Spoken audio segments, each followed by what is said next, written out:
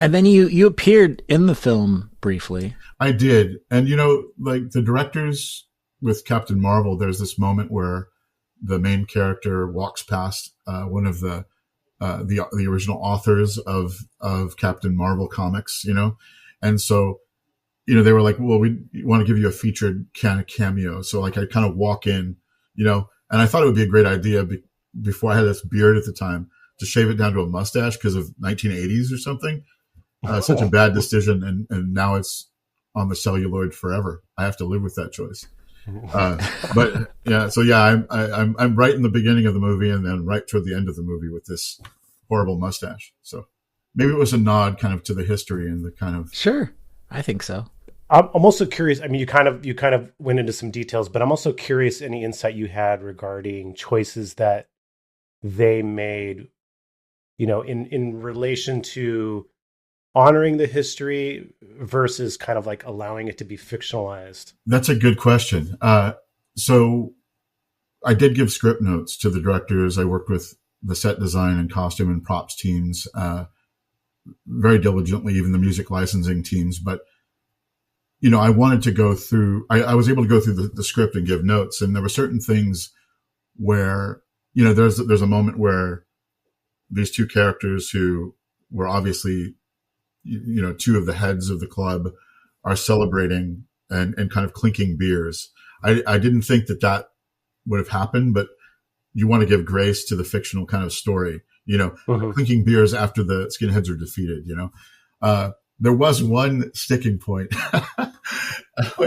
which, without trying to sound like a gatekeeper, in the original script, all of the kids kept referring to it as the Gilman.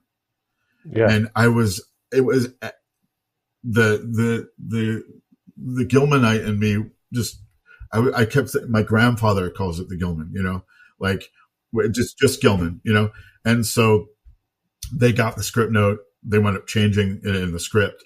And when, we met with Kamala Parks and Michelle Gonzalez and Jeff Armstrong, and the directors were, so grateful to meet with them, saying that they wanted to honor the Gilman. Suddenly there was this roundhouse of Gilman elders saying Gilman, and they were like, yeah, like he told us that, we're really trying to change it in our vernacular. But then Ryan Fleck, told me, he said, Anna and I have been talking and we really want to keep chapter 1 calling it, Strength in Numbers, AKA the Gilman Strikes Back, because of a reference to The Empire Strikes Back. And he said, what if we had these two little animated Gilman punks come out? And so after Too Short announces the name of the chapter, the Gilman punks come out and cross out the word the. And I said, that's perfect. Because, for any kind of punk purist who's out there and is suddenly bemoaning the movie, oh, here we go. That's a little instant nod to like, relax, and just have fun with this, We were hoping you could explain how you chose to portray the fight scene in Turn It Around versus this movie. I with the knowledge that historically, in all the historic retellings of Gilman in that era, that the Gilman kids would always just get their asses handed to them by the skinheads. I thought it was important to have that debate, because that was an internal debate. We are a no violence club, we're choosing violence, and it's interesting to hear because, in this time, currently where sometimes the only way you can greet fascists or you can greet Nazis is to respond with their language, right? Sadly. And I believe that the film, the kind of depiction of that, they have the same debate, right? Uh-huh. There was those warring factions, right?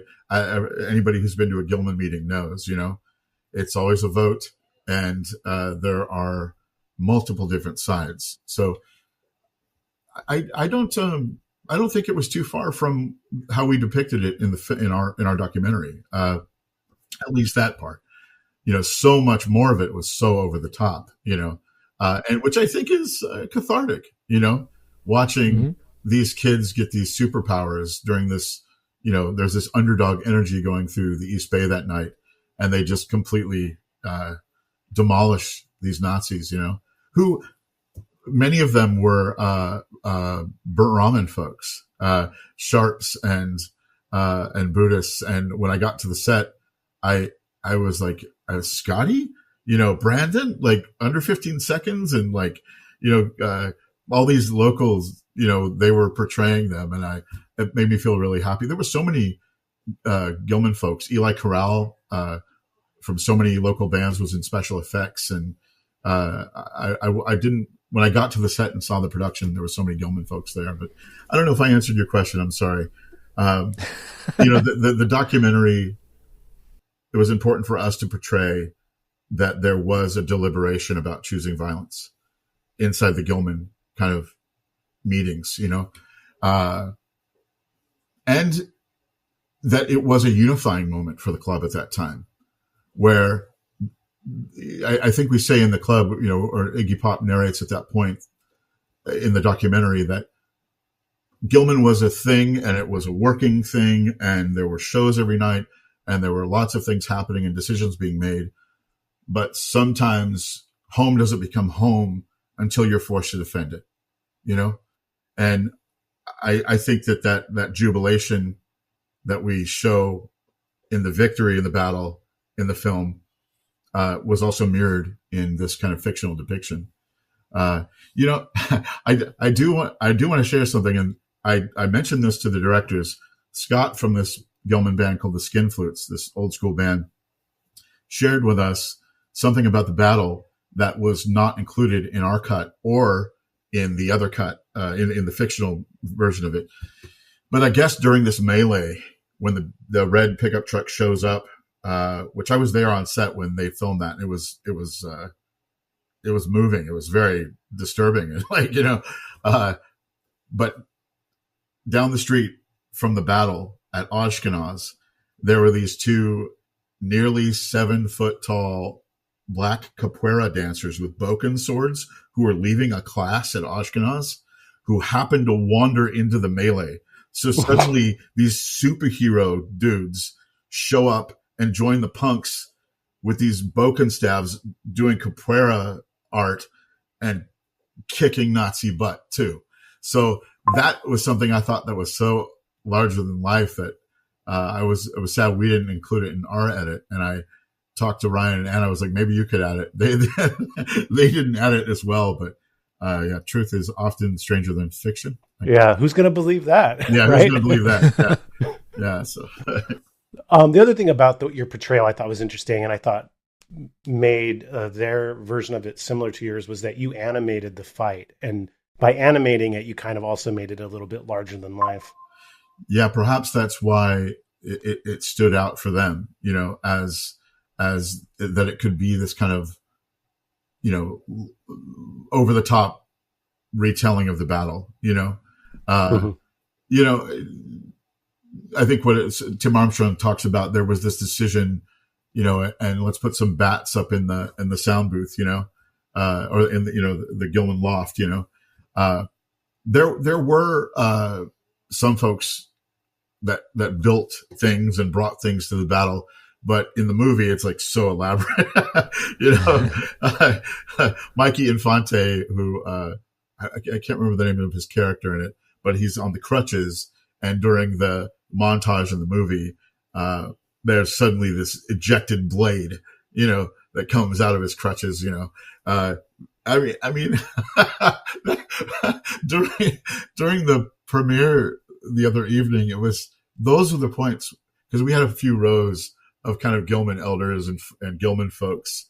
Those are the points that I found the biggest cheers from the purists and the founders of Gilman, because it becomes urban legend, it becomes this kind of wild, fantastical retelling of it. But the truth, I think, is still just as strong, and it just is moving. Grandpa wasn't always lying, right? When he was telling those stories, Mm-hmm. So part of the story of the real incident was that the Nazis stopped coming to Gilman after the fight, correct? Yeah.